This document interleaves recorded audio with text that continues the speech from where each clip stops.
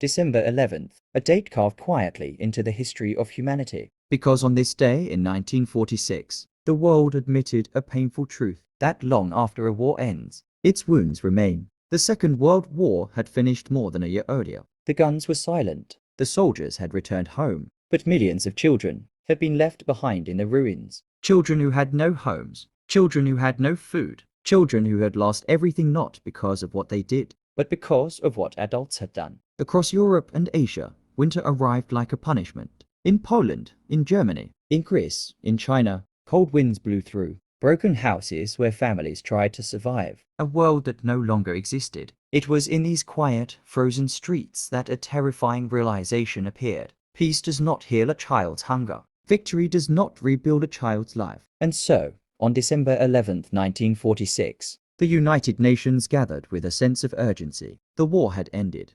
Yes, but the suffering of children had not. Inside a hall still echoing with the politics of war, a Polish public health expert, Ludwig Rajman, stood before the delegates, and with calm courage, he said something the world was not prepared for. We have fed armies, we have rebuilt governments, but we have forgotten the children. Those words shook the room. Rajman pushed for a new organization, one dedicated not to borders, not to politics, not to armies, but to the smallest victims of the 20th century. And so, with a vote that lasted only minutes, the United Nations International Children's Emergency Fund was born. UNICEF. Its mission was simple and impossible. Save every child, everywhere, from everything. In the beginning, UNICEF delivered powdered milk, medicine, warm clothing, and blankets to children across war-torn countries. Its workers braved winter storms, crossed destroyed roads, and entered villages forgotten by relief caravans. They were the first to arrive after disaster, not with weapons, but with milk, not with orders,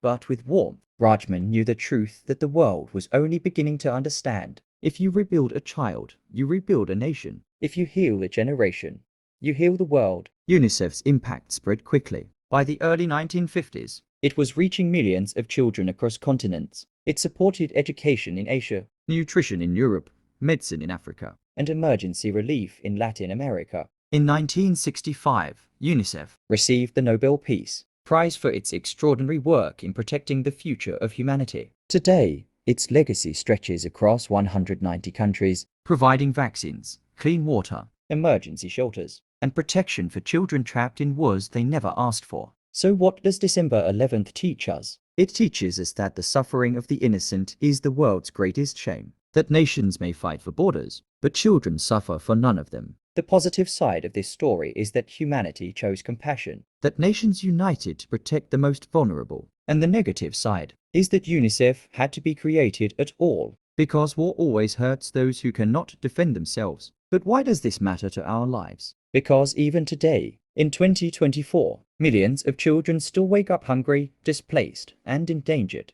UNICEF's birth reminds us that humanity is at its best when it protects its future, not its pride. December 11th is not just about history. It is a reminder that every child saved is a victory over war itself. And as always, history is not old. History is living inside us. One day, one event, one lesson. Mr. Fidi,